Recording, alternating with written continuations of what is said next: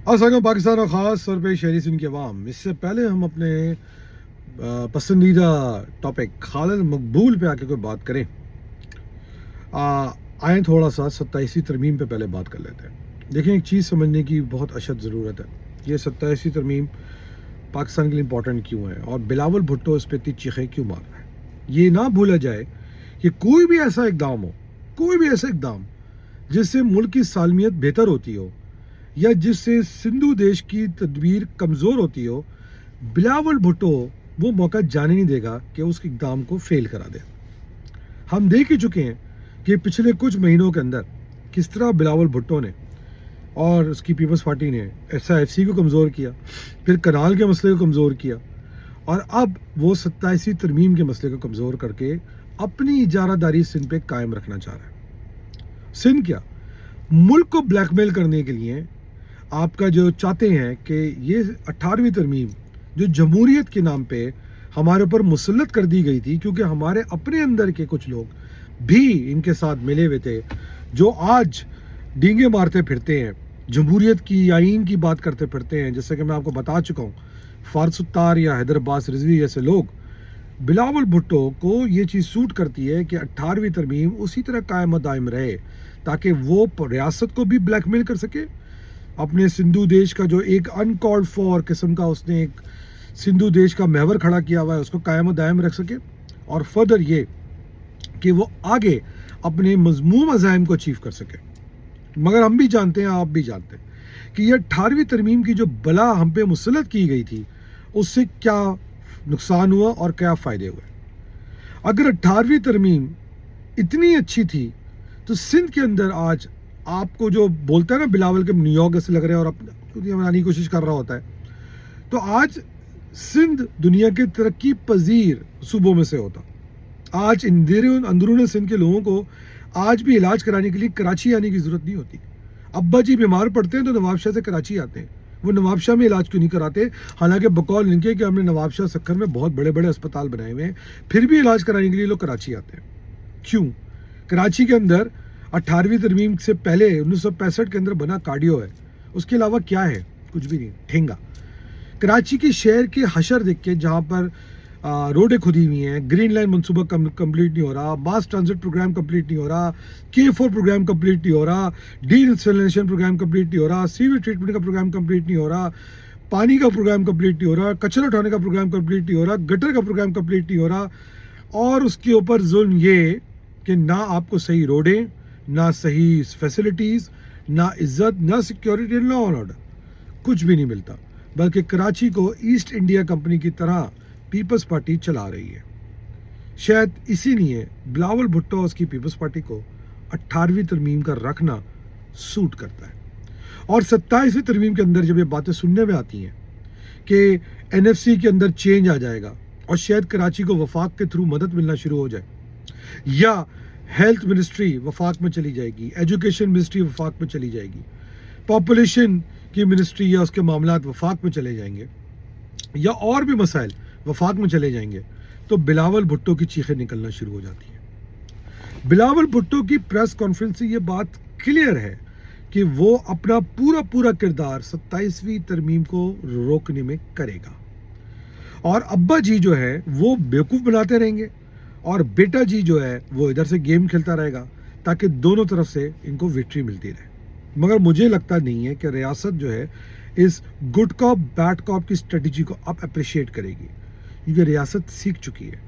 जो उनके साथ SFC में हुआ और जो उनके साथ कनाल प्रोजेक्ट में हुआ। मेरी नज़र में रियासत कह रही है बस अब बहुत हो गया।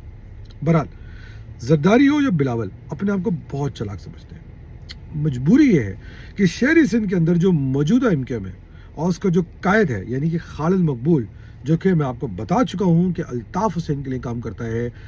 अल्ताफ़ हुसैन से श्योरिटीज़ दी गई हैं कि हम पीपल्स पार्टी का पूरा साथ देंगे इस 27वीं तरमीम को फिजल आउट कराने में। और वो किस तरह, आप देख सकते हैं कि कराची के अंदर तवातुर के साथ पठान महाजिर झगड़े कराने की कोशिश की जा रही है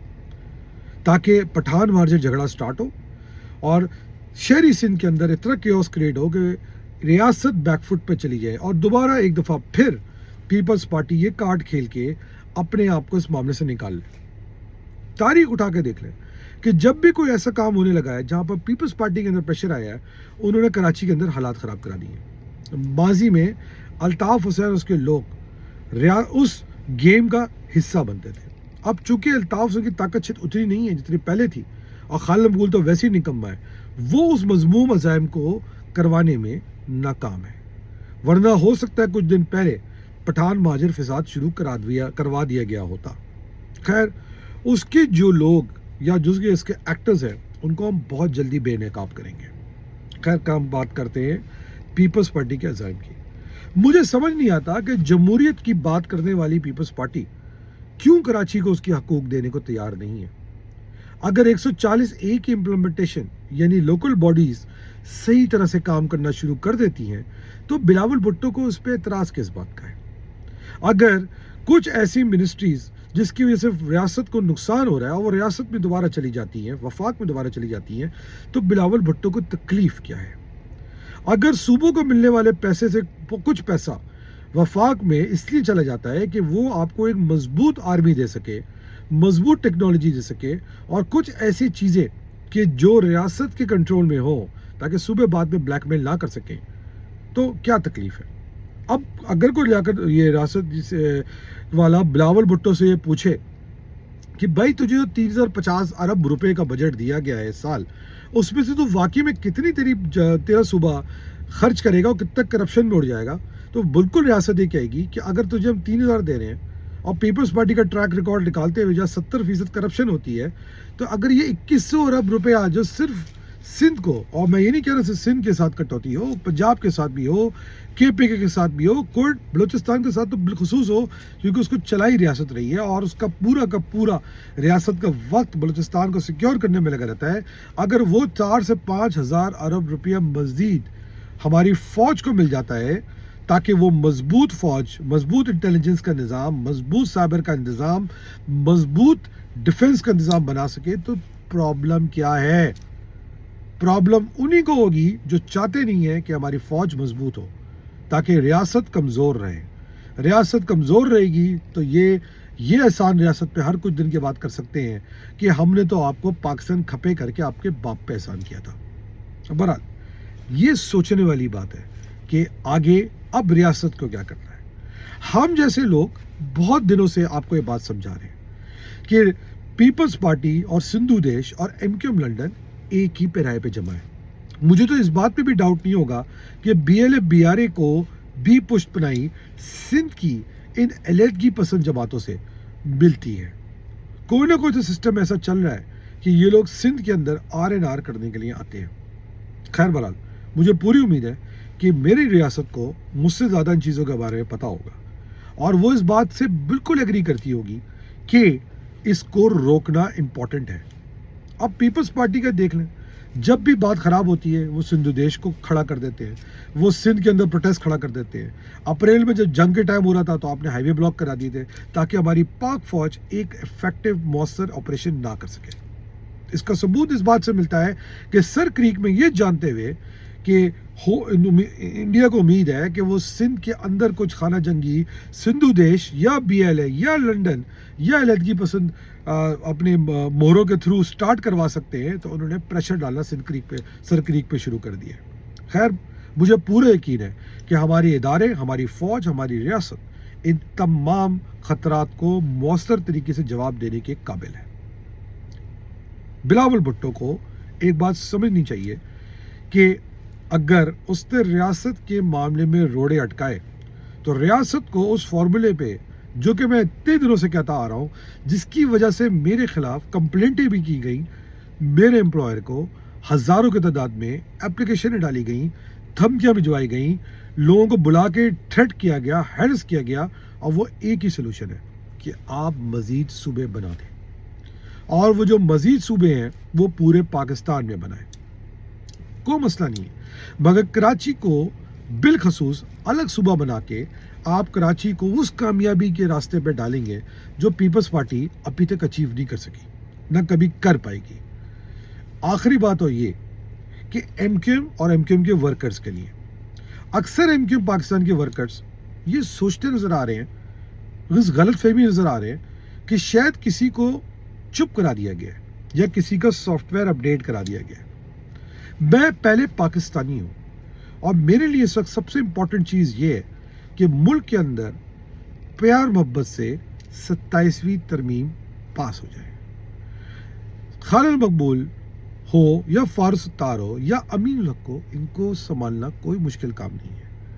کوئی کسی کو شٹ اپ کال یا کوئی کسی کو کا سافٹ ویئر اپڈیٹ نہیں کر سکتا۔ 1.5 سال سے کوشش ہو رہی ہے، الحمدللہ میں اپنے مشن پہ قائم ہوں اور مجھے یقین ہے، میں آپ کو ایشورٹی کے ساتھ کہتا ہوں کہ باقی لوگ جو بھی اس ظلم فرعونیت کے خلاف کھڑے ہوئے ہیں وہ اپنے اپنی بات پہ اٹل ہیں، اپنے اپنے مشن پہ قائم ہیں۔ شاید چپ اس لیے ہیں کہ یہ 27ویں ترمیم ہونے دیں، پھر انشاءاللہ آپ بھی آئیں، ہم بھی آئیں۔ خالد مقبول تو شاید ہوگا اور فاروق ستار امین